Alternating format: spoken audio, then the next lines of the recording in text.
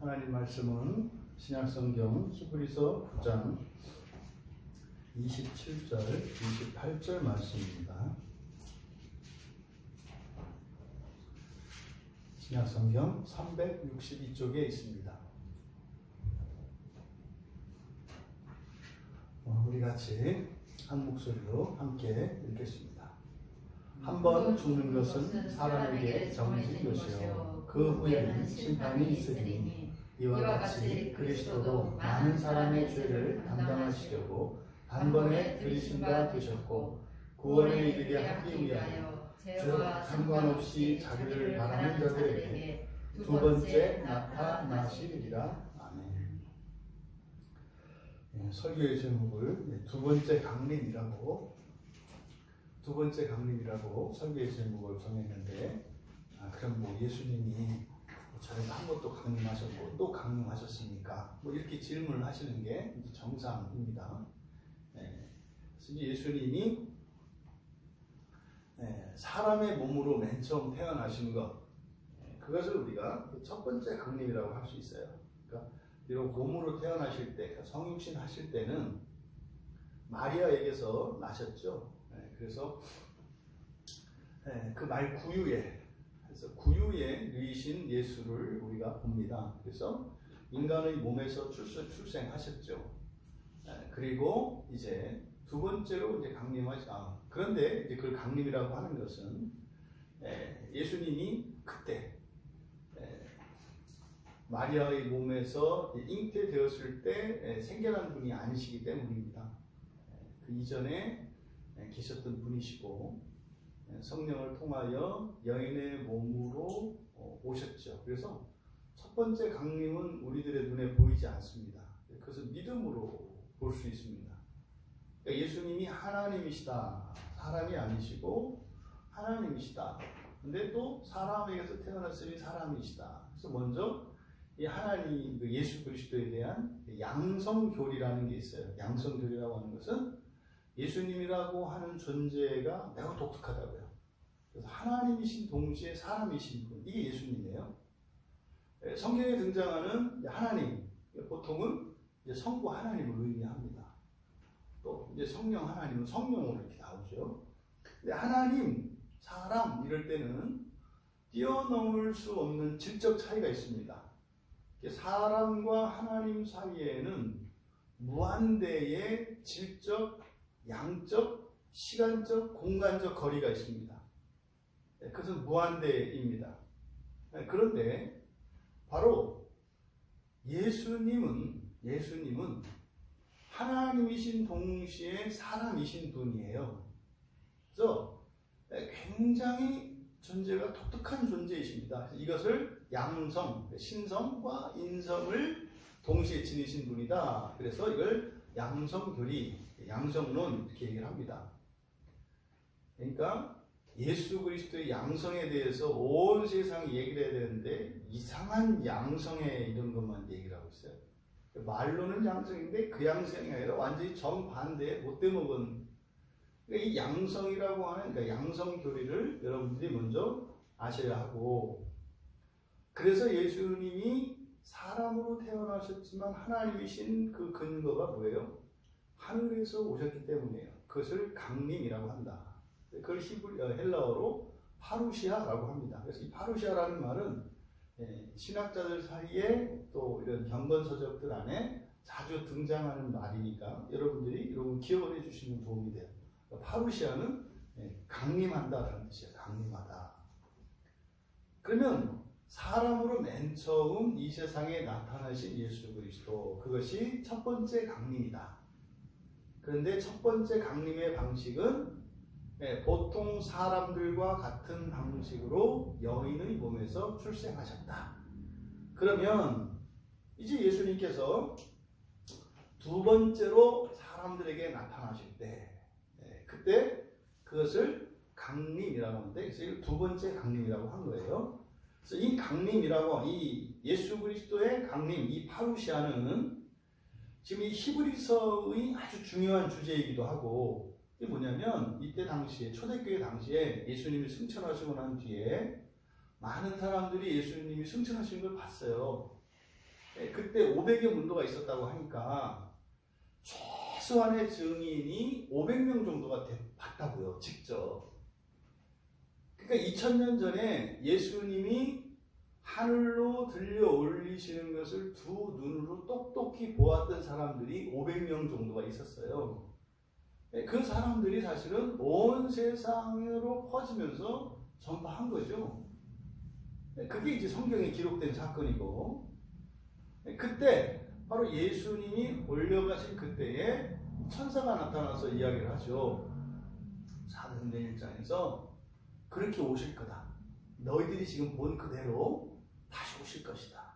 이게 이제 두 번째 강림에 대한 약속이에요. 그래서 예수님이 하늘로 올려지시는 것을 직접 목격했던 사람들은 그것을 보고 놀랐습니다만 이해할 수 없는 일이었죠. 이게 정말 꿈인가 생신가 했단 말이에요. 여러분이 만약에 그런 일을 경험했다고 생각을 해보세요. 네?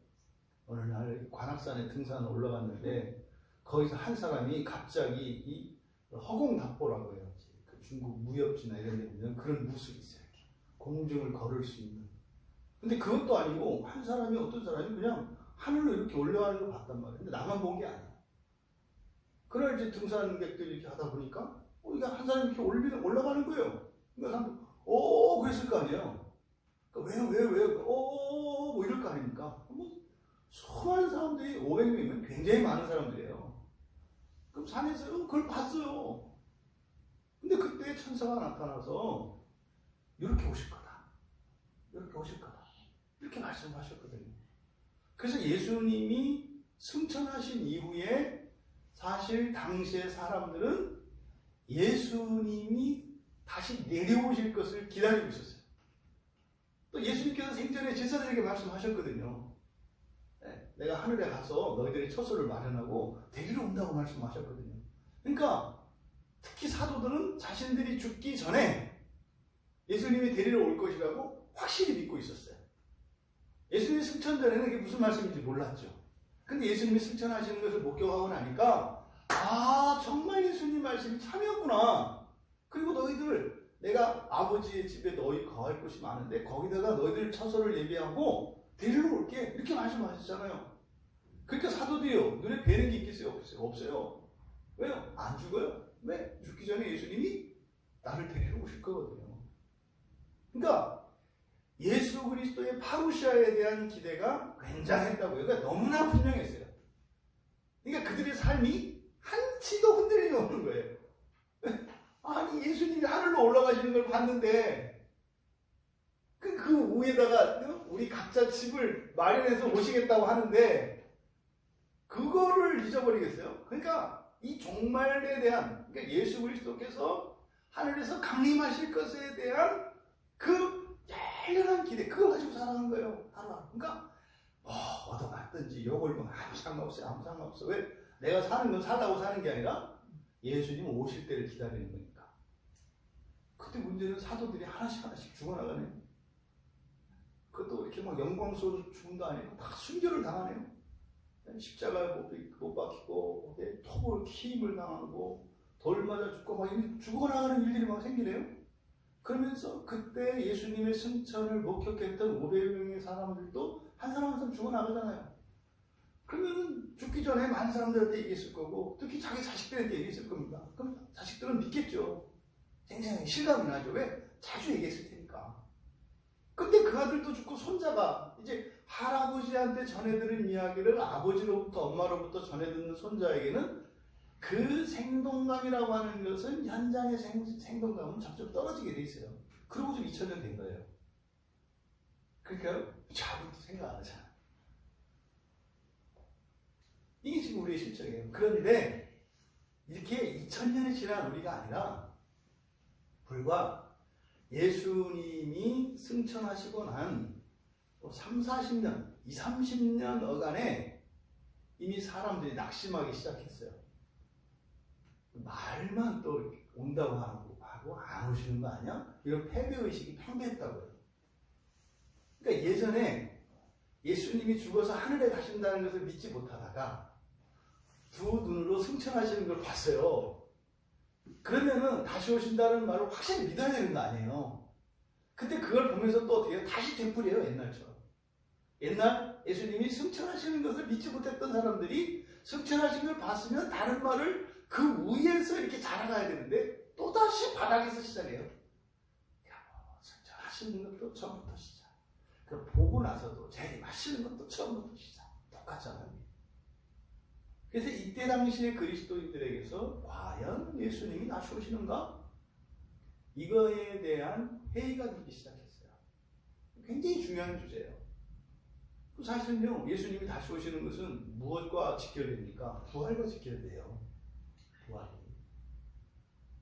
그러니까 그리스도께서 강림하실 것이라고 하는 이 파루시아에 대한 가르침이 잊혀지면 결국 우리의 부활에 대한 기대도 소망도 사라지게 돼 있어요. 왜요? 그것을 이루시는 것이 예수 그리스도의 파루시아를 통해서 일어나거든요. 파루시아가 흐려지면 당연히 파루시아 이후에 일어날 부활의 완성에 대한 기대가 없어지는 거죠. 이게 이제 오늘날까지 계속되어 온 거예요. 이제는 아주 대놓고 뭐 그런 이야기를 하면 뭐 이상한 사람이면 이 교회 안에서조차 이런 잘못된 의식이 팽배하고 있죠. 그리고 예수님이 승천하시고 그리고 다시 오시는 이 사건은요, 유대 히브리 사회의 결혼식 장면이에요.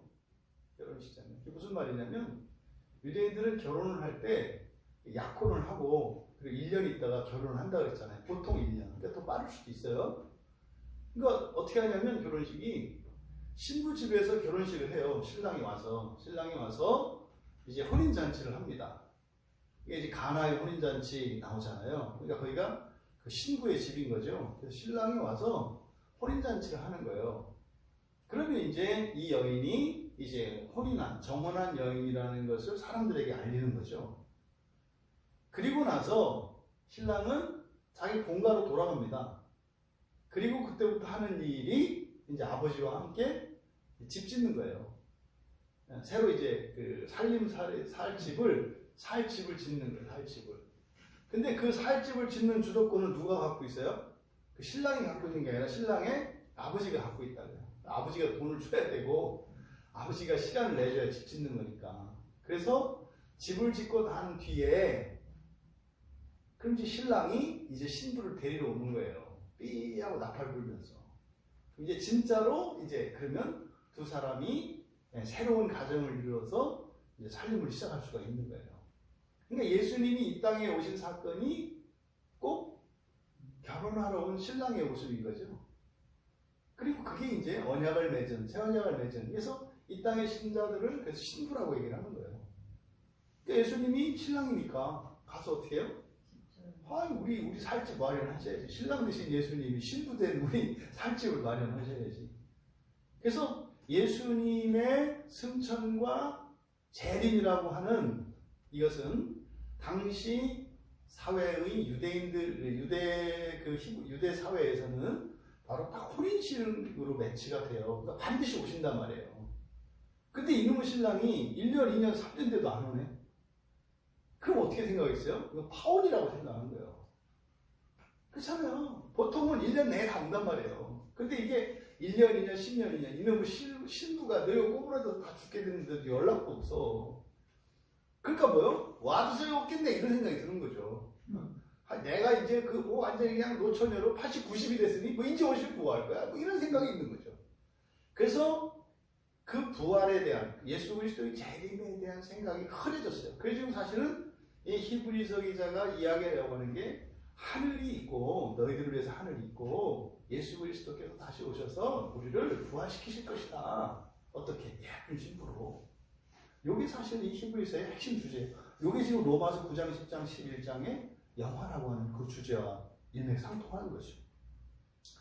그래서 이제 예수 그리스도의 재림, 다시 오시는 사건, 그것이 얼마나 중요하고 우리 기독교 신앙의 본질적이고 구원의 핵심이에요. 그게 없어지니까 뭐 기독교나 불교나 뭐 똑같아요. 그러니까 누가 더 배당금이 많으냐 뭐 이런 거죠. 누가 더 뭐 이렇게 값이 많이 오르느냐 이거요. 네? 어디다가 돈을 넣었을 때 나오는 배당금이 많으냐? 이거 꼭 주식 투자하는 거 아니에요?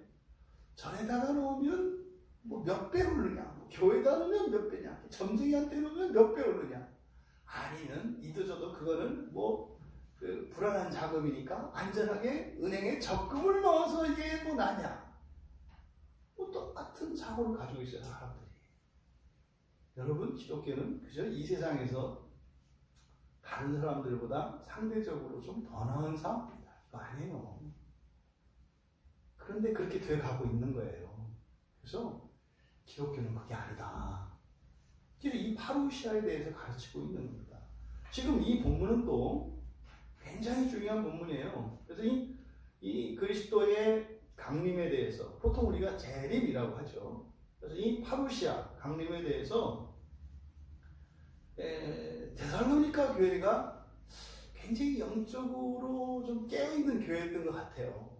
왜냐하면 데살로니가 전서, 데살로니가 후서에 보면 이 종말에 대한 재림과 부활에 대한 이 계시들이 많이 담겨 있어요.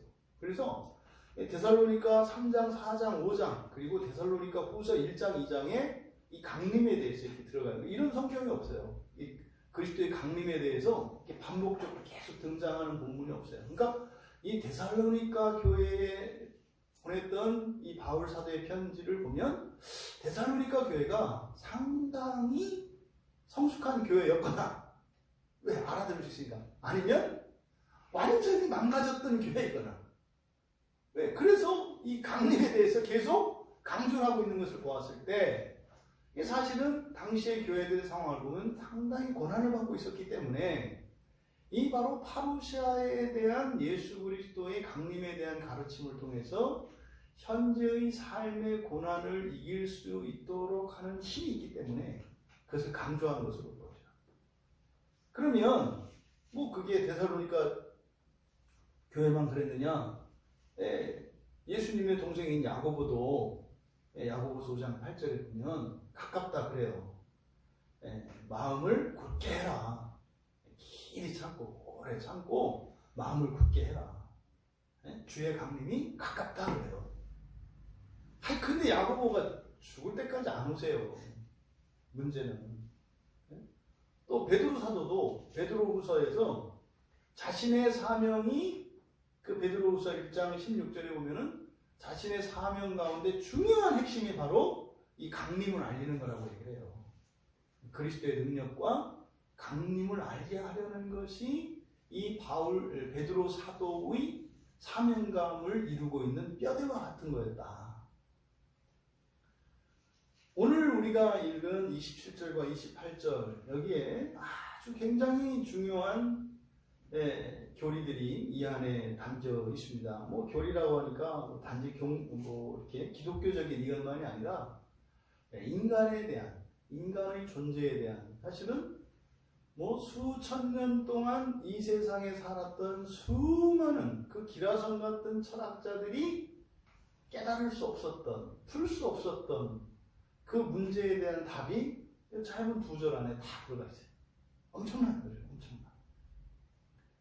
우리가 그걸 너무 자세히 볼 수는 없고, 그렇다고 안 볼 수는 없고, 그래서 웬만큼 우리가 좀 살펴보려고 합니다. 27절 같이 한번 읽겠습니다. 시작. 한 번 죽는 것은 사람에게 정해진 것이요 그 후에는 심판이 있으리니. 한번 이거를 여러분 당연하다 이렇게 생각하지 마시고 이 말씀의 의미를 곰곰이 생각을 해보세요. 한 번 죽는 것이 사람에게는 정해진 것이다. 다 아는 얘기잖아요. 그죠? 이거 모르는 사람 없잖아요.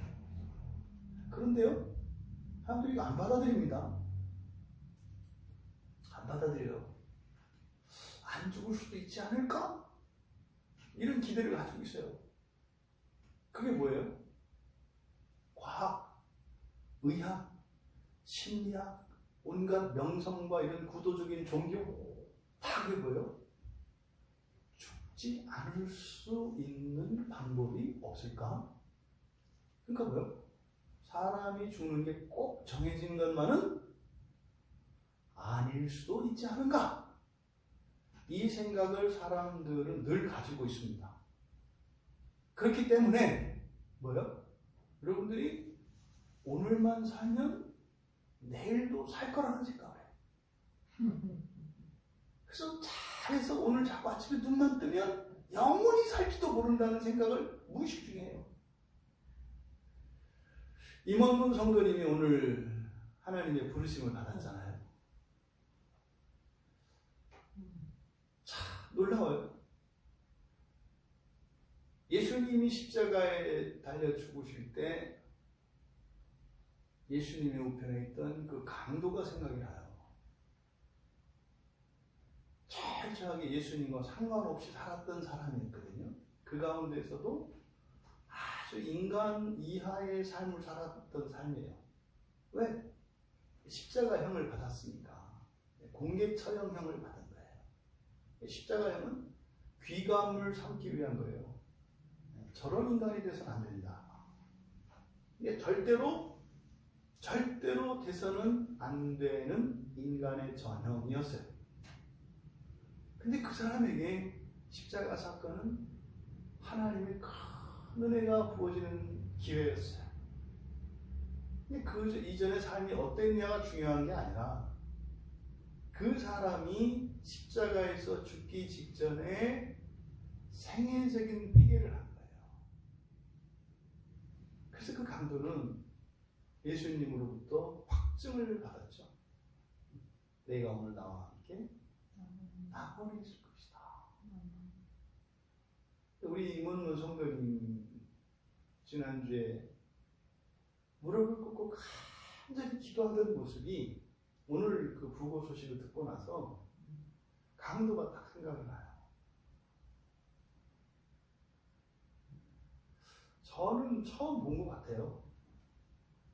죽기 직전에 제 눈으로 직접 이렇게 확인한 건 처음인 것 같아요. 죽기 직전에 그렇게 하나님 용서해 주세요. 이게 몸 하나 가누기도 힘들었던 그 환자가 두 무릎을 아주 예쁘게 무릎 꿇였어요. 완전히 바닥에 딱 달라붙게. 무릎과 무릎이 달라붙고 이 무릎의 정강이 뼈가 발끝에서 무릎까지 완전히 바닥에 딱 닿도록 완전히 포개져서 하나님 용서해 주세요. 하나님 구해주세요. 너무 아파요. 놀라운 일이죠. 정말 놀라운 일이죠. 오죽하면 제가 욕심이 생긴다고 그랬잖아요. 이렇게 간절하게 기도하는 한 신자를 하나님 정말 폼나게 덕분에 살려주셔서 교회에 가서 나보란 듯이 오랫동안 교회에 다니면서 아주 교회에 상처 입히고 교회의 오모형을 뒤집어 씌우고 사람들조차 동네 사람들조차 그 교회에 오지 못하게 막고 있던 그 부끄러운 교인들에게 그 임원문 성도님이 가서 예배라는 게 뭔지 그리고 예배의 영광이 무엇인지 예수 그리스도께서 주신 구원이 무엇인지를 보여줘서 한번 본때를 보여주길 바랬어요. 솔직히 그 소원이 생기더라고요. 어떻게 정직하고 성실하게 살았던 사람이 더 이상 교회를 갈 수 없는 것으로 생각을 하고 교회를 떠나왔던 분이에요. 그분이 다시 돌아가서 그걸 보고 싶더라고요. 솔직히. 근데 오늘 어쨌든 부고 소식을 듣고 한편으로는 참 복되시다. 참 복되시다. 고인이 되신 임원문 성도님뿐만 아니라 자녀들도 복되시다. 그날 이제 그 큰언니죠. 밖에서 전화하는 소리를 제가 들었어요. 안에서 이렇게 같이 막 기도하고 이렇게 할 때 동생들에게 전화를 하시더라고요. 전화 내용 그렇죠. 우리 이제 형제간에 화해하고 사랑하고 만나고 아버지 앞에서 화목을 이루자 이런 내용이었어요. 참 정말 그 가족들에게도 복된 그런 사건인 것에 틀림이 없어요. 근데 저조차도 뭐 죽어가고 있는 그 환자에게 어쩌면 살 수도 있다는 이런 일말의 희망을 갖는단 말이에요. 이게 뗄로죠, 뗄로. 그죠? 소원이 있는 거죠. 왜요? 한 번 죽는 게 정해진 것인데, 꼭 안 있는 건 아니지만, 조금 늦출 수도 있다라고 생각을 하는 거죠. 근데 여기에 한 번 죽는 것이 정해진 것이요. 여기는 시제가 동사의 시제가 현재형으로 되어 있어요. 그러니까 뭐 지금 정해졌다, 지금 정해진다는 의미가 아니라 정해진 건 이미 과거의 사건이죠. 네, 과거에 정해졌는데 이 현재형으로 된 것은 모두에게 이것은 동일하게 적용되는 필연적인 숙명이다. 이런 의미를 나타내요. 현재형으로 쓴 것은. 그러니까 여러분 정해져 있다.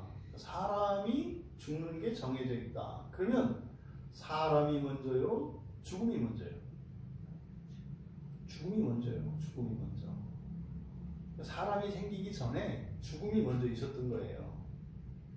그래서 사람이 창조되었을 때 이미 사람보다 먼저 죽음이 준비되어 있었다는 얘기예요. 네? 사람에게는. 그러니까 사람이라는 존재는 사람으로 태어나서 사람으로 영원히 사는 존재가 아니라 언젠가는 사람으로서의 삶은 끝나게 되어 있다는 거죠. 그런데 성경에 보면 그렇게 끝나는 것이 아니라 그 뒤로 이어진다고 얘기를 한단 말이에요. 그러니까 사람으로 태어나서 사람으로서의 삶을 끝내는 것, 이걸 죽음이라고 한다고 했잖아요. 죽음. 그런데 그 다음에 우리에게는 선택지가 있어요. 선택지가 뭡니까? 사람 이상이든지 사람 이하이든지, 그렇죠? 사람 이상이든지 사람 이하이든지 우리에게는 선택지가 있는 거예요. 여러분들 마찬가지잖아요. 일상생활 속에서 누구한테 칭찬을 듣든지 욕먹든지 둘 중에 하나이 아니에요. 네? 집사님 오늘 이따 김영희 집사님 집에 만나고 나면 높아지든지 낮아지든지 둘 중에 아닐 거 아니에요. 집사님 집에서 나오기 전에 뭘 좀 이렇게 해놓고 왔으면 높아질 것이고 늘 하던 거 안 하고 왔으면 욕먹을 것이고 기회된 건 같지만 왜 이렇게 안 뜨니 집사님 나오기 전에 먹을 거라도 해놓았으면 애가 얼굴이 그냥 해가지고 이럴 테지만 해달라는 거 낮에 분명히 부탁을 했는데 안 해놓고 이제 왔으면 들어가자마자 입이 내빨 나와가지고 엄마의 도리를 따야 되는 거 아니야? 왜 이럴 거 아니에요? 그러니까 이게 우리가 항상 그대로 가는 거 없어요. 높아지든지 낮아지든지 이게 살면서도 경험을 한다고요. 죽고 난 뒤에 우리가 인간의 한계를 뛰어넘는 초월이 있든지, 그죠? 아니면 인간 이하의 욕에 등장하는 동물같이 말이에요. 이렇게 완전히 추락하든지, 이걸 파멸이라고 하죠. 그러니까 파멸의 길을 가든지 초월의 길을 가든지 우리에게는 정해져 있는. 그래서 사람이 반드시 죽도록 정해져 있다는 이 말 속에 그 다음 이야기를 하나님의 말씀을 통해서 우리는 아는 거예요. 근데요, 다른 종교나 이런 사람들은 그냥 죽고 끝난다는 거죠. 근데 성경에서는 그게 아니다. 그 다음에 이거를 이제 불교에서는 이제 윤회 사상으로 바꿔서 개로 태어나든지 기껏해야 최고가 사람으로 태어나는 거예요. 최고가 사람으로 태어나는 게 불교에서는. 그러니까 잘해야 사람으로 태어나. 잘해야. 네? 이거를 3000년 동안 반복해서 사람으로 쫙 살아남아야 이제는 인생에서 끊어져. 거기서 뭐예요? 존재가 딱 사라지는 게 불교의 소원이에요. 왜? 인생은 고해니까 이걸 떠나는 게 좋아. 근데 떠나는 게 쉽지가 않아. 어떻게? 덕을 쌓으면서 사람으로 계속 죽었다 사람으로 태어나고 죽었다 사람으로 태어나고 죽었다 사람으로 태어나고 해서 부처가 돼야 돼. 그래서 3,000년 만에 한 번 이제 그 석가모니가 이제 국가고시를 치르는데 그때 60점 이상을 맞아야 이제 너는 그럼 없어져도 돼. 그래서 뿅 하고 사라지는 거야. 그래서 어떻게요? 모든 고생에서 사라지는 거야. 이 3,000년에 한 번씩 오는 시험을 위해서. 근데 엄마나 이게 또 잘못 살면은 네? 지나가는 고양이한테 돌 던지고 이랬으면 죽어서 고양이로 태어나네. 그럼 또 고양이로 살아도 쥐 괴롭히지 말고 잘 살아야 또 이렇게 해서 사람으로 태어나네. 그러니까 이런 자연 계시를 통해서 죽음이 끝이 아니라고 하는 어떤 막연한 감이 있어요. 그러니까 이런 영적 세계나 하나님을 믿지 않는 사람들조차도 사후 세계에 대한 관심이 있어요. 심지어는 이 물리학을 다루는 이런 과학자들조차도 죽고 난 뒤의 사후의 세계에 대해서 이렇게 물리학적으로 그것을 풀어보려고 하는 시도를 해요. 이게 뭐냐면 사람 육체의 생명이 딱 끊어지고 나서도 정신작용은 계속 되나?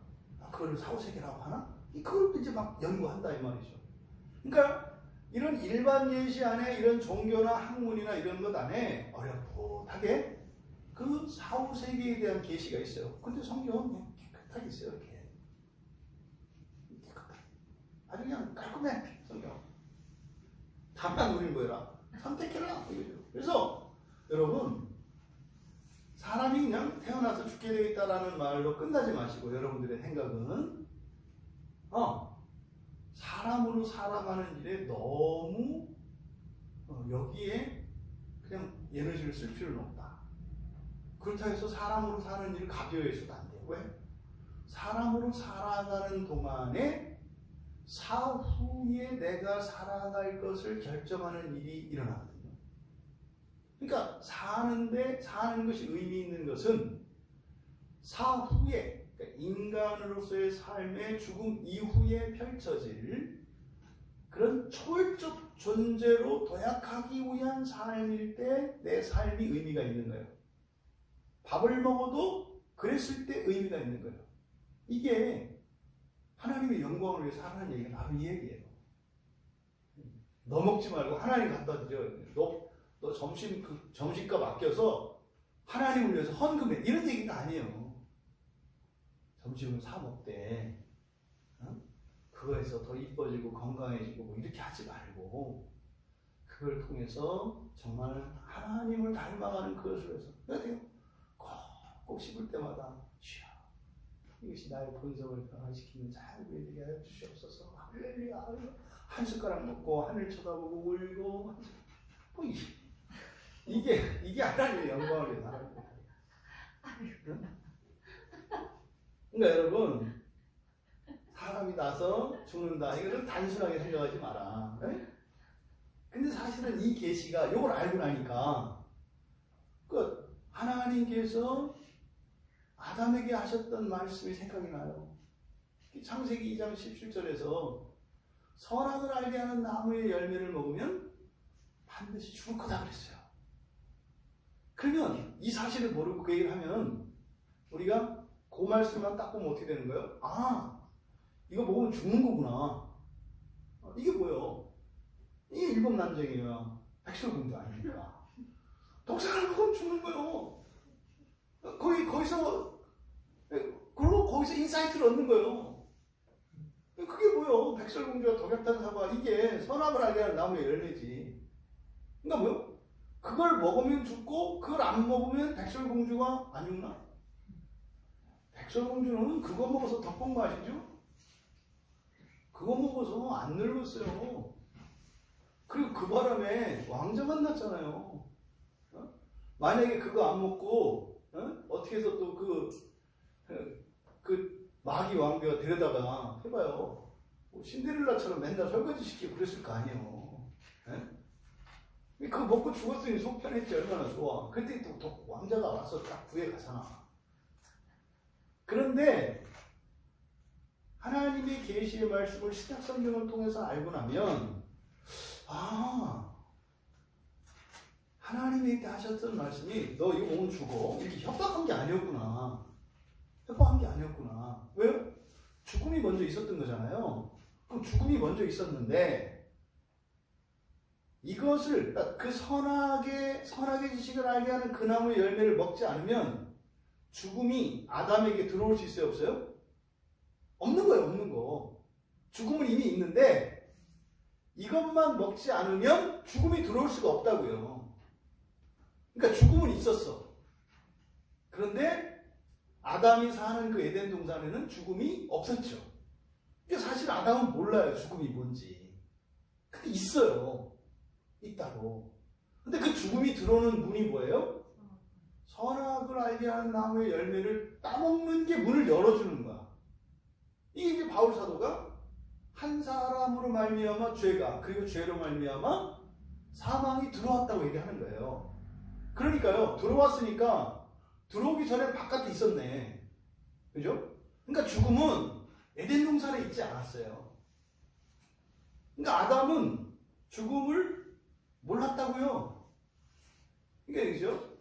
도둑이 뭔지 몰라. 강도가 뭔지 몰라. 이제 어린아이가. 네? 근데 막 요즘에 그 도둑이식 막 그 이 동네 들끓어. 그래서 엄마가 집을 나가면서 어린아이에게 얘기해요. 절대 누가 와서 문 열어달라고 하면 문 열어주지 마라. 그럼 다 나쁜 사람이니까. 강도야. 근데 강도가 뭔지 몰라요, 얘는. 네? 그래가지고 와가지고 누가 똑똑똑 이렇게 뜯으니까 그래서 아기 돼지들이 다 잡혀먹다는 거 아니에요. 왜 문 열어줬어요? 몰라서. 네? 그 강도가 늑대가 뭔지를 몰라. 그러니까 아담도 사실은 뭐예요? 어린아이만 같아요. 몰라. 그러니까 죽음이 뭔지 몰라. 그럼 생각해보세요. 와서 똑똑똑 두드리고 엄마다 하는 것과 엄마다 하는 마귀와 그리고 뭐 다른 누가 있는지도 몰라. 하나님만 있는 줄 아는 아담에게 절대로 내가 아니면 문을 열어주지 마. 그럼 아담은 하나님만 있는 줄 알아요. 그럼 보세요. 죽음이라는 것을 모르는 아담이 하나님께서 너 이거 먹으면 반드시 죽는다. 그러니까 먹지 마라. 이렇게 말씀하신 하나님의 말씀과 마귀가 뱀의 모습으로 왔잖아요. 뱀은 또 누구예요? 하나님의 피조물이고 존재하는 거예요. 실존하는 거예요. 근데 뱀이 뭐라 그래요? 안 죽는다네. 그러니까요. 죽음이라는 것을 모르는 아담의 입장에서는 하나님의 말씀이 타당해요? 마귀의 말이 타당해요? 마귀 말이 타당해요. 왜? 알아듣겠거든. 없는 걸 없다고 하는 마귀가 맞지. 근데 아담 입장에서는 없는 게 있을 거라고 하니까 이게 더 믿기가 어려워지는 거예요. 그래서 사실은 아담과 하와가 그 선악과를 먹게 되었던 것은요, 합리적인 판단을 내린 거예요. 이성적으로 옳은 거예요. 왜? 없는 거니까 안 일어나지.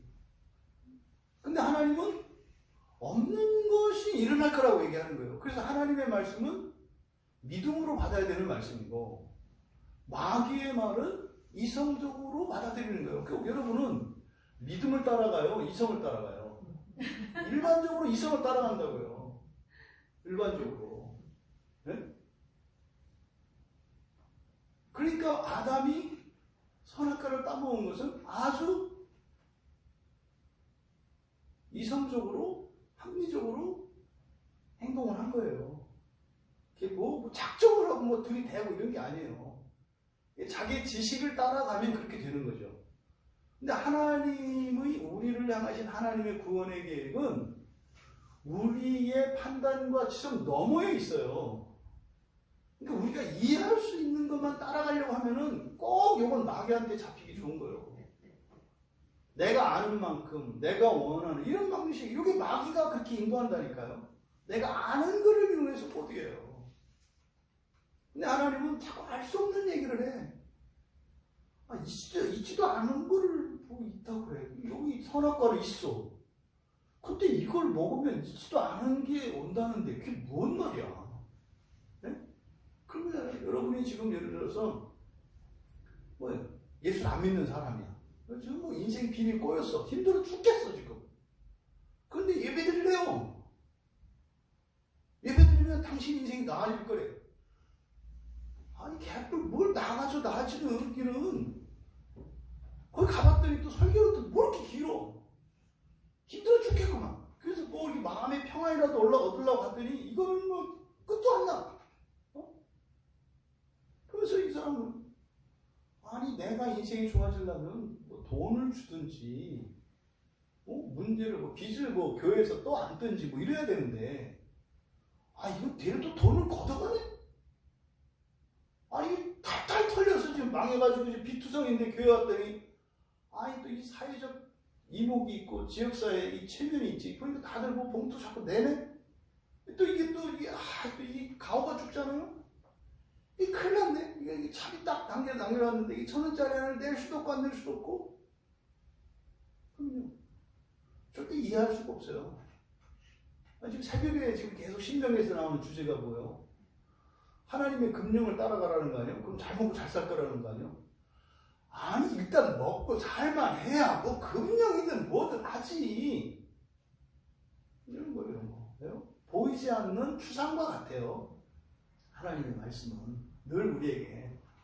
그래서 별로 와닿지 않아요. 그래서요 솔직히 말해서 개털리기 더 나아요. 그거 정확하거든요.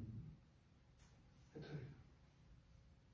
사실 뭐 또 거기는 또 마음대로 막 살다가 일주일에 한 번 가서 신부한테 얘기하면 다 용서가 돼요. 그 대신 약간 대신 교회 가면 조금 이제 겁은 나. 이렇게 위축돼 교회 가면. 대신 주일 미사만 드리고 이 성사만 마치고 나면 살만 나요. 딱 마치고 나서 막걸리 한잔 하면은 막걸리가 달다고. 왜? 죄를 용서하고 깨끗한 몸이 됐기 때문에 이 뭐 막걸리가 달아. 그러는 거예요. 야 역시 예배를 드리기 전과 예배를 드리고 난 후에 막걸리 맛이 다르지? 야 성령의 역사 대단해요. 뭐 이런 얘기를 해요. 실제로 가톨릭 신자들이. 그러면서 어쨌든 뭐 일주일에 한 번씩 꼬박꼬박 도장만 찍으면 성사만 하면 다 용서를 해주잖아요. 근데 이제 교회에서는 어떻게 됐어요? 용서도 없고 뭣도 없고 다 지 맘대로야. 이제 되는 것도 없고 있는 것도 아니고 없는 것도 아니고. 여러분 하나님께서 성경을 보면 충분히 알려주셨던 거예요. 성경에 충분히 알려주셨던 거예요. 그거는요 우리들 가운데 어느 누구도 예외가 아닙니다. 여러분 인생 안에요 충분히 알려주셨어요. 여러분 과거에 현재 여러분이 겪고 있는 결핍과 여러 가지 어려움들이 있습니까? 그렇게 살지 않아도 될 수 있는 것을 충분히 가르쳐 주셨어요. 여러분은 그걸 선택하지 않은 거예요. 이걸 잊지 마세요. 그러니까 성경을 보면 이게 나타나요. 그러니까 그때 하나님께서 아담에게 하셨던 그 말씀을 통해서 그게 말씀이 무슨 의미인지 알겠고 또 아담의 입장도 한편으로는 이해가 되는 거예요.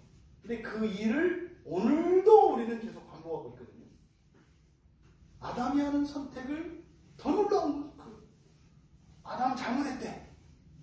그러면서 자기는 똑같이 아담처럼 살아. 그리고 물어보면 아담은 잘못했대. 그래서 네가 아담처럼 사는데 내가 언제? 나는 아씨가 아니고 김씨인데 뭐 이딴 얘기 나오고 거긴 동산이었고 나는 여기 도시고 뭐 이런 말도 안 되는 얘기를 하는 거죠. 여러분 사람이 죄를 지을 때 그게 망하는 줄 알고 죄를 져요? 그게 살 길이라고 생각을 해서 그 길로 가는 것뿐이요. 이게 뭐예요? 그 죽을 길이라는 거 아닙니까?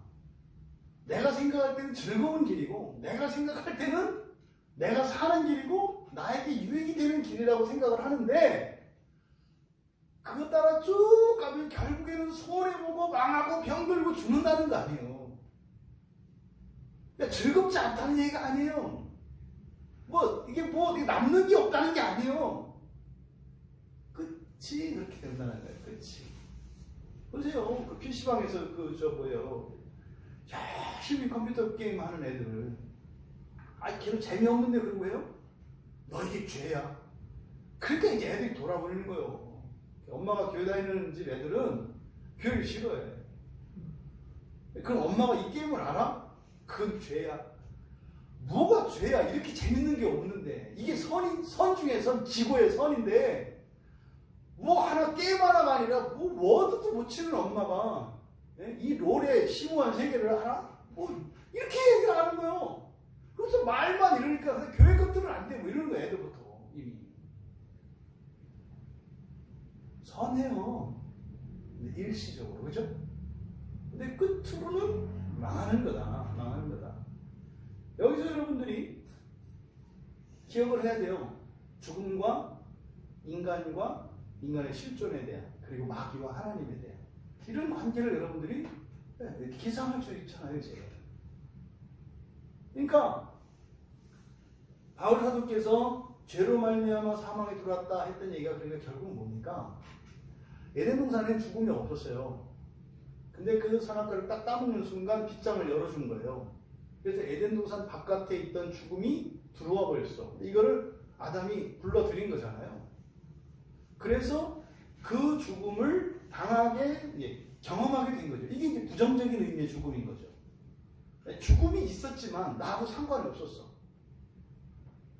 그러니까 죽음이 있든 말든 상관이 없어요. 내가 경험하지 않으면. 사업하다가 부도나신 분들은 이 부도라는 글자가 어마무시하게 무섭습니다. 부도라는 말이. 이거는 이렇게 쉽게 사라지는 게 아니에요. 겁나는 얘기, 부도라는 두 글자는 당한 사람들에게는. 근데 한 번도 부도라는 걸 당해본 적이 없어. 이런 사람들은 공감을 못해요. 무슨 말인지 그게. 부도가 뭔지. 이게 뭐 오면 당하는 거지. 뭐 이렇게 왜? 아니 부도나면 다시 일어나면 되지. 이게 부도가 뭔지 모르고 하는 얘기요. 부도나면 다시 일어난다고? 그게 그런 게 아니요. 부도라는 게. 네? 멀쩡했던 정말 세계 최고라고 인정을 받았던 사람이 하루 한 끼니를 먹기 위해서 공공근로를 나가야 되는 거예요. 부도라는 거는. 왜? 근데 공공근로 가서 그 사람의 박사의 지식을 쓸 데가 없어요. 그 사람이 최고의 경영자야.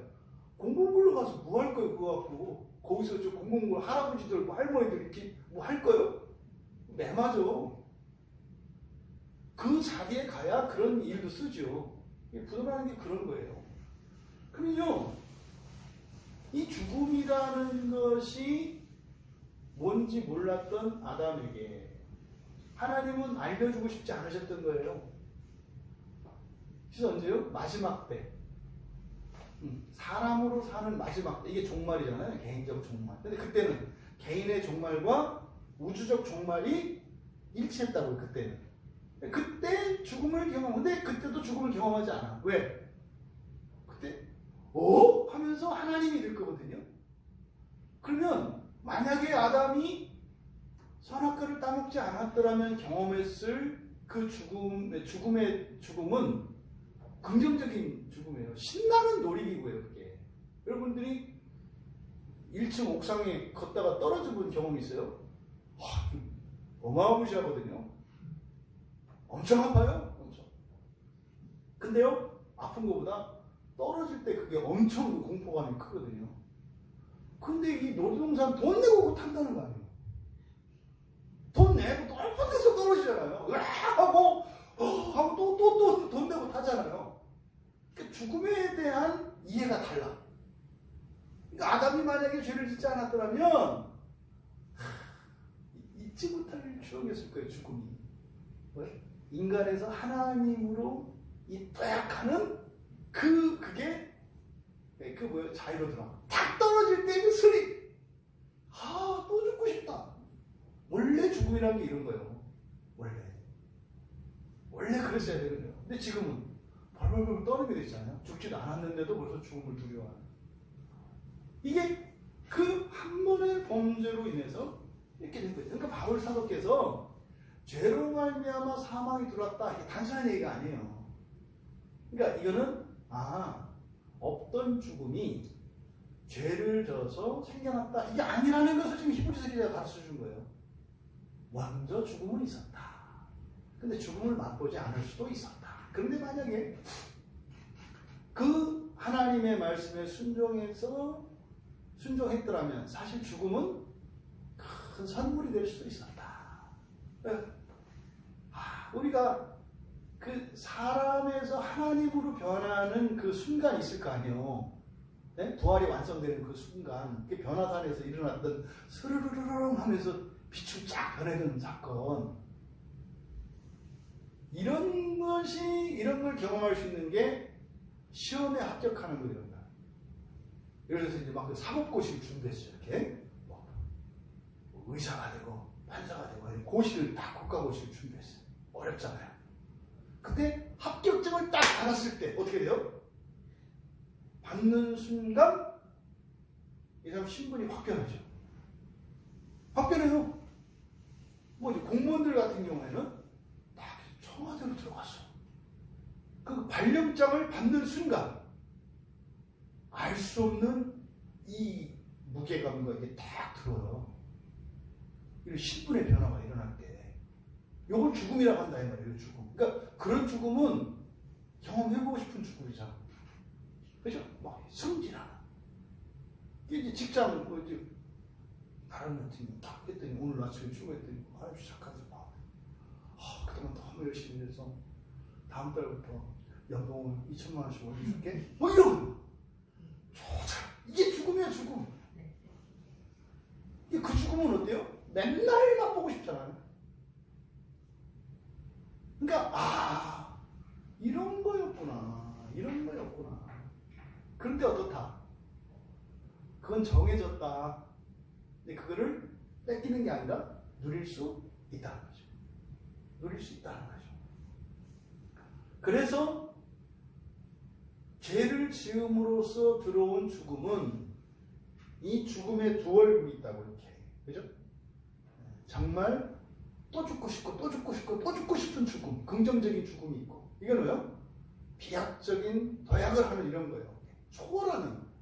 그러니까 뭐예요? 내 실력이 축축축 늘고 신분이 막 상승하고 뭐 일이 잘 되고 막 이런 거. 우리 이은덕 성도님 가끔 뭐 죽을 때 있잖아. 미치겠잖아. 근데 또 죽을 때 있잖아요. 막 또 죽고 싶은 죽음은 뭐예요? 죄여 오라. 이게 뭐예요? 이게 또 죽고 싶은 죽음이야. 근데 이건 이제 죄로 인해서 오는 죽음. 이게 죽음의 두 얼굴이 있다고. 그래서 이 부정적인 죽음, 바울 사도가 죄로 말미암아 세상에 들어왔다고 하는 죽음, 그러니까 뭡니까?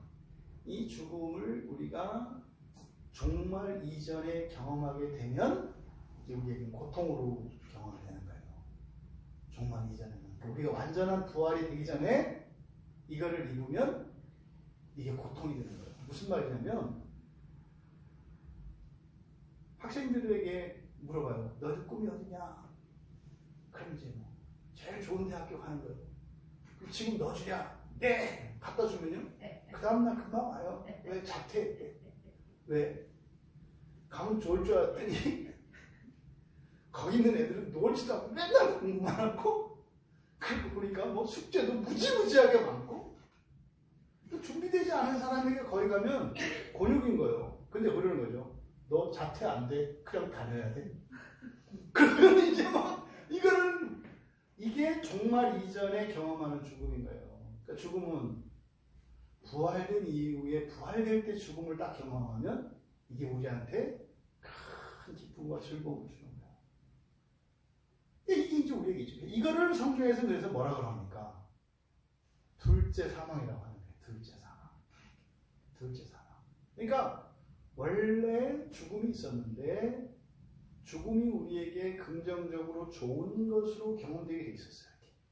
근데 죄를 지음으로써 종말 이전에, 다시 말해서 사람이 완성되기 이전에 하나님으로 착각해서 하나님처럼 이 죽음을 먼저 끌어들여. 왜? 죽음이 좋다네. 그래서 끌어들여. 그래서 우리가 경험을 할 때마다 어떻게 해요? 이제 괴롭고 고통을 당하는 거죠. 그래서 이것을 성경에서는 둘째 사망이라고 한다고요.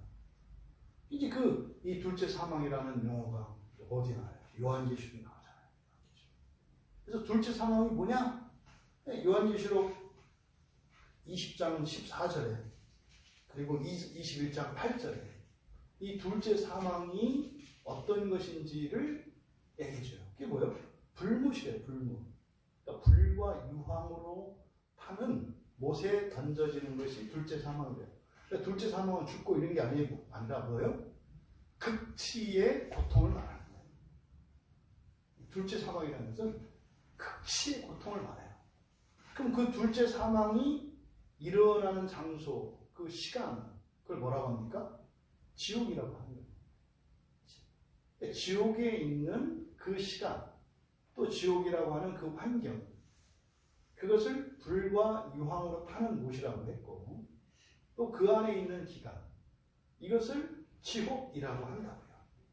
근데 첫사람인 아담이 그걸 선택을 했기 때문에 우리에게는 이 둘째 사망이 들어왔다는 거예요. 둘째 사망이. 그래서요, 여러분들이 살면서 괴로움을 겪잖아요. 괴로움을 겪잖아요. 근데 문제는 그 괴로움을 겪으면서, 그 고통을 겪으면서 계속 죽어가요. 그렇잖아요. 아파서 더 아프고, 더 아파서 더 아프고, 더 아파서 더 아프고, 그러다 나중에는 죽어버리고 싶어. 근데 죽어도 더 아파. 그걸 모르지, 사람들. 사실 사는 게 최고 안 아픈 거예요. 최고 아픈 게 죽는 거예요. 뭐 할 때?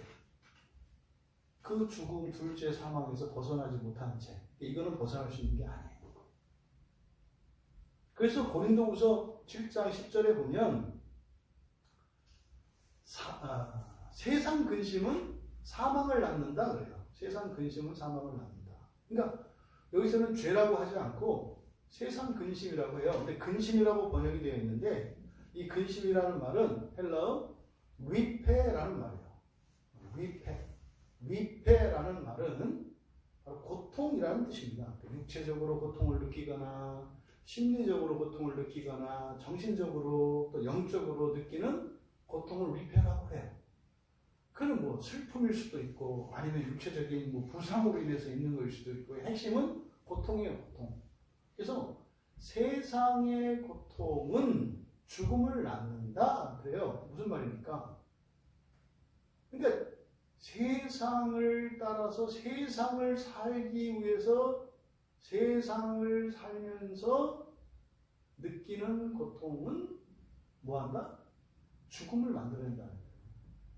그러니까 더 큰 고통을 만들어낸다. 그래서 이거 뭐라고 해요? 부익부 빈익빈. 가난하면 더 가난해진다.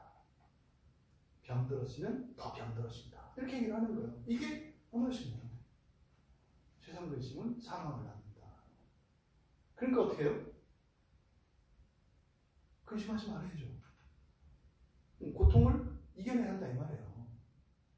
고통을 이겨내야 그 악순환에서 벗어날 수가 있는 거예요. 근데 고통을 당하고 있는 사람에게 이겨라 그러면 어떻게 돼요? 네가 겪어봐라 뭐 이런다면 고통스럽지 않다는 얘기가 아니라 그거를 견뎌내지 않으면 더 큰 고통으로 가니까 더 이상 큰 고통으로 가지 않도록 이겨내라고 하는 거거든요. 그러지 말고 교회 나와라. 교회 나와라. 왜? 또 지금처럼 그렇게 계속 살면은 그게 세상의 고통인데 그거는 계속 더 큰 고통으로 가게 돼 있다. 교회로 나와라. 그래야 그 고통이 중단된다. 뭐 이렇게 얘기를 하는 거죠. 그래서 이 세상에 들어온 죽음, 이 둘째 사망, 그럼 이게 우리에게 피치 못할 것이냐? 아니죠. 분명히 벗어날 수 있죠. 그래서 요한계시록에도 분명히 벗어날 수 있는 길들이 제시되어 있어요. 계시록 2장 11절에 보면 이기는 자는 둘째 사망의 해를 받지 않는다 그래요.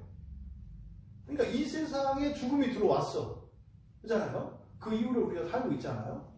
그런데 둘째 사망의 해를 받지 않을 수 있다는 거예요. 그걸 이기는 자라고 해요. 또 계시록 20장 6절에서는 첫째 부활에 참여하는 자들도 둘째 사망의 해를 입지 않는다 그래요. 그러니까 세상에 죽음이 들어와서 이 죽음으로 인한 고통을 모든 사람들은 숙명적으로 겪을 수밖에 없게 됐어요. 하지만 그것을 그 둘째 사망에 해를 입지 않을 수 있는 길이 있었다는 것을 얘기하는 거예요. 그거를 맨 처음 창세기로 가면 어떻게 됩니까? 바로 생명나무 열매고, 직접적으로는 창세기 2장 17절에서 하나님께서 말씀하셨던 선악을 알게 하는 나무의 열매를 먹지 말라는 금령을 지키면 됩니다. 금령을 지키면 애시당토 죽음이 들어오지도 않았을 거예요.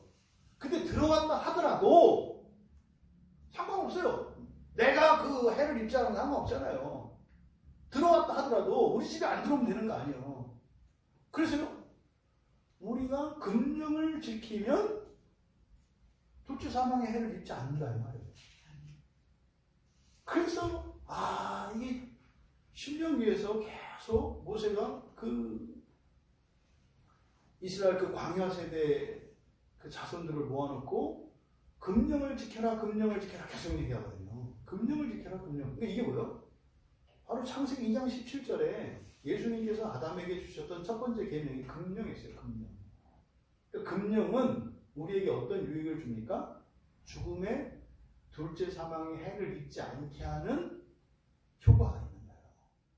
금령을 지키면, 금령을 지키면. 그래서 하나님께서는 이미 이 사망으로부터 우리를 구원하실 계획이 있었고 그 대비책을 우리에게 주셨다는 것을 알아요. 그러면요, 여러분 생각해 보세요. 에덴 동산에 아무것도 없어. 근데 선악을 알게 하는 나무 열매, 그 나무만 하나 있어. 그럼 어떻게 돼요? 가가지고 꼭 참아야 되잖아. 먹지 말지. 여기 있으면 안 되겠다. 돌아서서 막 가. 근데 참 이쁘지? 보기만 하는 거 괜찮지 않나? 그렇지? 또 괜찮지. 자, 이쁘긴 이쁘다. 그때 넘어보면 안 돼.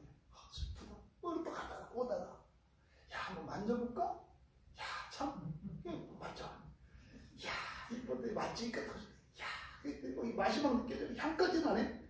야, 한입 확 마셔. 그러면 막 그냥 그게 야, 안 되지. 막 가다가 뭐 동동 떠. 막 맛이 떠. 향기 나. 아유야. 여러분, 안 먹을 수 있겠어요? 하와와 아담이 왜 선악과를 먹었을까요? 그러니까 안 먹을 수 있는 방법 돌아보면 그 순간에 하와가 선악과를 먹지 않을 수 있는 방법이 있었어요. 뭘까요? 다른 거 먹으면. 네? 다른 거 먹으면. 그렇죠. 그 과일을 딴 데서 먹으면 돼요. 그 나무 거 따먹지 말고 다른 나무 거 먹으면 된다. 그러니까요, 안 하려고 해서는 안 할 수 없어요. 힘들여서 할 뿐이에요. 안 하려고 하면 힘들여서 합니다. 네? 죄를 안 지으려고 하면 죄를 안 짓는 게 아니라 어떻게 한다고요? 힘들여서 죄를 짓는 거예요. 안 하려고 하면 할수록 힘들여서 죄를 짓게 돼 있어요. 그러니까요, 세상 고통은 사망을 낳는다. 그러니까 더 짓는 거예요. 술 마시다가 안 먹기로 했어. 참아. 안 먹기로 했어. 안 먹기로. 먹고 싶어. 아니야. 먹기로 했어. 목사님하고 약속했어. 안 돼. 먹으면 안 돼. 오늘 잘 넘겼어. 그 다음날 안 돼. 그때 누가 또 같이 안 돼. 그때 또 난리가 일이 틀어지고 난리가 나고, 그때 또 나를 제일 아끼는 사람이 뭐 술 안 먹으니까 나랑 같이만 있어줘 뭐 이러는 거죠. 그래서 어때요? 이거 먹으면 내가 3달 참은 거 돌아가면 답인데 안 되는데 탁 먹는 순간 어떻게 돼요? 자기 방법 후회요. 그러면 엄청 힘들어서 먹는 거죠. 죄는 그런 방식으로 이기면 안 돼요. 여러분들이 싸우고 있는 죄가 있다면 그걸 안 하려고 해서 되는 게 아니에요. 뭘 해야 되는 거예요? 선한 것을 해야 돼요. 죄를 짓는 사람은요, 왜 죄를 짓냐면 선한 일을 하지 않기 때문에 죄를 짓는 거예요. 교회 안 나오게 되는 게 어떻게 되는지 아세요? 예배를 빠지면서, 그럼 나중에 교회 안 나오면 어떻게 되는지 아세요? 공부도 안 해요. 원래는 공부하려고 교회 안 나왔는데 나중에는 공부 안 하게 돼요. 어떻게 해요? 공부를 하고 예배를 드렸는데 예배 드리는 시간을 없애버렸어. 그러면 공부를 하는 거는 하고 싶다고 막 하는 게 아니에요. 자기가 할 수 있는 분량이 있어요. 그러면요, 이상하게 시간이 갑자기 남네? 그럼 어떻게 돼요? 노는 걸 하는 거예요. 그러니까 예배를 빼고 공부하는 게 아니라 예배를 빼먹으면 뭐 하는 거예요? 쓸데없고 허무한 짓을 하는 거예요. 그러면요, 쓸데없고 허무한 짓을 하는 것은 쉬워. 왜? 노력을 안 해도 되거든. 근데 공부는 노력을 해야 돼. 그러니까요, 노력을 해야 되는 일과 노력하지 않아도 되는 일을 할 때 노력하지 않는 일이 더 쉽잖아요. 그러면 결국에는 노력해서 해야 되는 공부도 안 하게 돼요. 나중에는요, 그냥 교회만 안 나왔는데 보니까 인생이 망가져 있다니까요. 여러분, 설교 듣는 것도 마찬가지예요. 설교 안 들으면 여러분이 좀 더 좀 나아질 것 같죠? 천만에요. 하던 것도 못하게 돼요.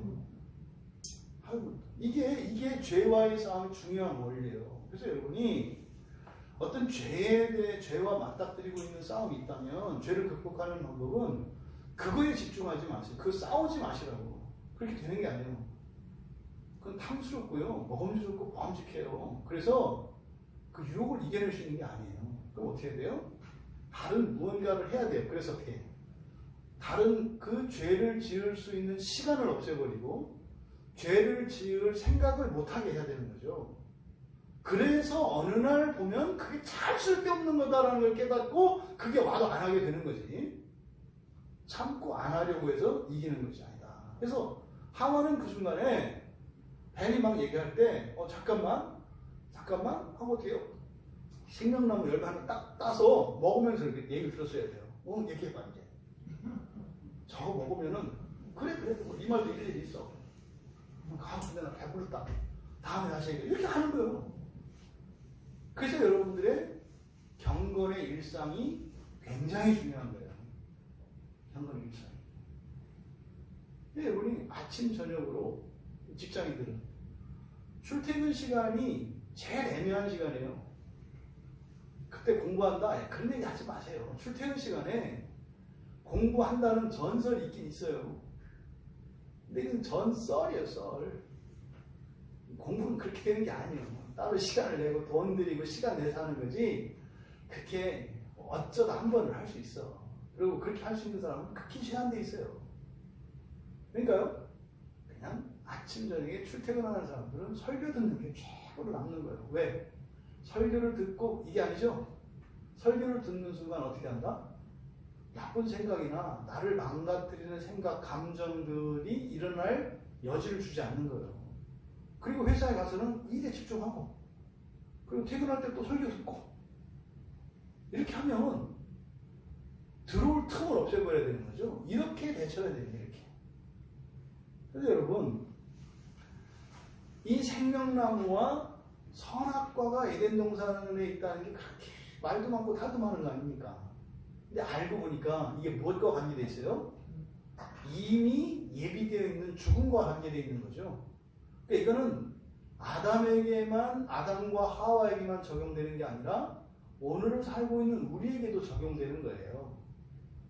성경에 기록된 이런 금령들, 이것을 지키면 죽음의 해를 입지 않는다는 거예요. 그것을 이기는 자, 또 첫째 부활에 참여하는 자. 그러니까요, 죽음의 해를 입지 않을 뿐만 아니라 부익부죠. 죽음의 해를 입지 않을 뿐만 아니라 그게 나를 이기게 하고 그게 나를 첫째 부활에 참여하게 한다네. 그러니까 부익부 빈익빈이 딱 맞다 이 말이에요. 되는 신자는 더 되고 안 되는 신자는 더 안 된다는 거예요. 이것이 지금 죽는 것이 한 번 정해져 있다라는 말씀 안에 담겨 있는 내용이에요. 이거는 여러분들이 1, 2, 3, 4로 정리하지 마시고 여러분들이 이거를 총체적으로 자꾸 생각을 하셔야 돼요. 그러면 여기에서 많은 것들을 여러분들이 이렇게 막 뽑아낼 수가 있는 거예요. 네? 그건 여러분 각자가 그 열매를 몇 개 따는지 어떤 걸 따는지 여러분 알아서 할 일이에요. 그건. 근데요, 딸 수 있는 게 많아요. 이거를. 그 관계를 여러분들이 생각을 하면.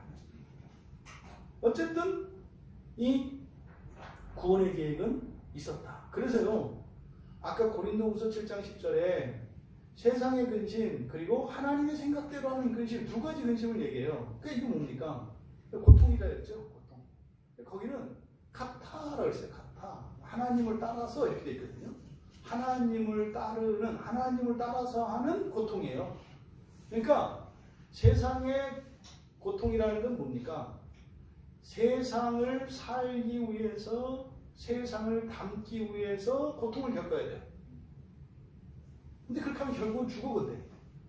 근데 하나님의 생각으로 하는 고통, 근심 이건 뭐냐면 하나님을 담기 위해서 겪는 고통. 결론은요, 고통은 이렇게 하나 저렇게 하나 똑같이 있어요. 달라지는 게 아니에요. 똑같아요. 똑같아. 기독교인이나 비기독교인이나 똑같아요. 그리고 첫째 부활을 향해서 사는 사람이나 뒷걸음질 치는 사람이나 하는 건 똑같아요. 고통은 똑같아요.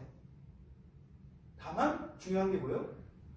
가치와 목표예요. 가치를 어디에 두느냐, 그리고 목표를 무엇으로 삼느냐, 이게 중요한 거예요. 이게 키예요. 이렇게 하나 저렇게 하나 고통은 있어요. 왜? 죽음이 둘째 사망이 들어왔기 때문에. 그건 피할 수가 없어요. 그러면 하나님을 따라서 하는 고통, 그러니까 하나님을 닮기 위한, 하나님이 되기 위해서 하는, 하나님 나라를 위해서 겪는 고통으로 바꿀 수 있어. 그 뭘? 고통 자체를 바꾸는 게 아니라 목표와 가치의 질서만 바꾸면 되는 거예요. 그러면 어떤 일이 일어나느냐? 후회 없는 구원을 위한 회개를 만들어낸대요. 후회 없는 구원. 이게 지금 더 좋은 구원이에요. 후회 없는 구원. 뭡니까? 완전한 구원이에요. 완전한 구원. 이렇게 바꿀 필요가 없는 구원. 예, 순도 100%의 구원. 여기서 뭐라 했어요? 28절 뒤에 보면 죄와 상관없이 이렇게 돼 있죠. 네, 죄와 상관없이가 되면 죄 없이 이렇게 있는 거거든요. 죄 없는 이런 뜻이에요. 그러니까 이게 고린도후서 7장 10절에서 말하는 후회 없는 같은 말이에요. 후회 없는, 죄 없는 완전한 구원을 말하는 거예요. 완전한 구원. 그래서 여러분들이 하나님을 따르는, 그러니까 예수님을 따르기 위해서 겪어야 되는, 예수님을 따르면 그런 고통들이 온다. 근데 그 고통은 예수님을 따르기 때문에 오는 게 아니라 죄가 이 세상에 들어왔기 때문에 그로 인해서 생긴 고통이에요. 그러니까 이래도 고통 저래도 고통. 그래서 생즉고가 맞다고요. 성경의 가르침이 맞아요. 그런데 고즉 고 또는 고즉 낙이 될 수 있다는 말이에요. 괴로움을 괴로움으로 만들 수도 있고 괴로움을 즐거움으로 만들 수도 있다 이 말이에요. 그럼요, 괴로움 당하는 사람한테 여러분 지금 당신의 그 고통을 통해서 낙으로 바꿀 수도 있고 더 큰 고로 바꿀 수도 있어요. 어느 것으로 바꾸실래요? 이건 뭐라고 할 것 같아요? 낙으로. 네가 겪어봐. 지금 그런 생각 나는 줄 알아? 이렇게 얘기한다고. 아니 지금 죽겠다는데 지금 무슨 뜬구름 나는 소리야? 이게 목사들은 이러니까 안 돼. 내가 지금 얼마나 아픈 줄 알아? 지금 지금 내 코가 석자인데 고증나? 고증고? 너나 고해라. 이렇게 반응을 한다고요. 왜요? 이 고통이 이성을 마비시켜버린 거죠. 고통 가운데서도 우리 이성을 작동시킬 수 있거든요. 그런데 이성을 작동시켜야 되는 거예요. 어차피 아플 거. 아, 그럼 이 아픔을 끝낼 수 있도록 해야 되겠네. 고증락으로 가야 되겠네. 그게 뭐예요? 그게 하나님을 따르는 고통인 거죠. 그러니까 울어도 교회 와서 우는 거예요. 네? 울어도 예배를 드리면서 우는 거예요. 졸아도 교회 와서 조는 거예요. 왜? 고즉 낙이니까. 고즉 낙이니까. 이거죠, 이거. 이게 에덴 동산에 있는 생명나무와 선악의 지식을 알게 하는 나무의 교훈인 거예요. 여러분 인생 안에 매일매일의 삶 속에 선악과 나무하고 생명나무, 생명열매 나무하고 항상 여러분 앞에 내일 주어져요. 이미 들어왔어요, 이제는. 하지만 그 해를 잊지 않을 수 있다. 이것을 여러분들이 기억하시기 바라요. 그리고 27절의 하반절에 그 후에는 뭐다? 심판이 있을 거다 그랬잖아요. 먹었나 안 먹었나 그 결과가 반드시 따른다는 거예요. 네?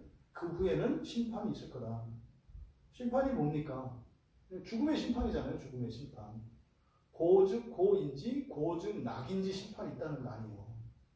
이건 아주 일관되고 명료한 성경의 가르침이에요.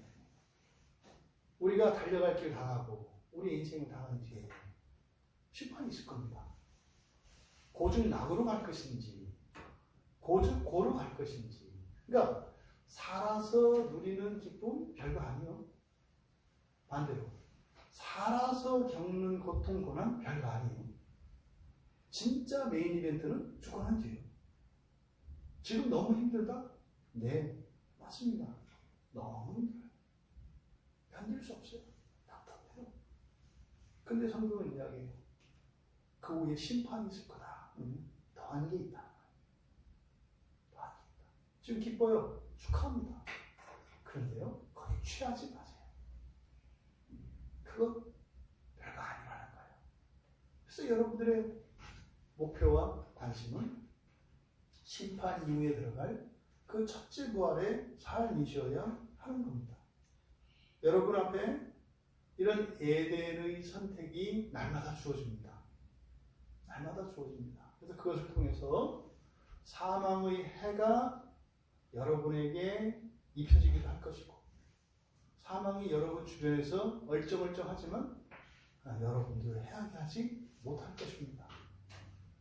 여러분, 한 번 정해진 죽음에 대한 이 가르침, 이것을 통해서 에덴 동산에서 일어났던 아담과 하와 할아버지, 할머니, 아담 할아버지와 하와 할머니가 범했던 실수, 그것의 의미가 무엇이고 원인이 무엇이고 그렇게 하지 않을 수 있는 대책들을 우리가 교훈을 얻을 수가 있었어요. 여러분 실제적인 삶의 정황 속에서 여러분이 하나님의 말씀을 믿는다면 그 하나님의 말씀의 은혜로 둘째 사망의 해를 잊지 않으며 그렇게 살아가시는 여러분 모두 되시기를 주님의 이름으로 축원합니다.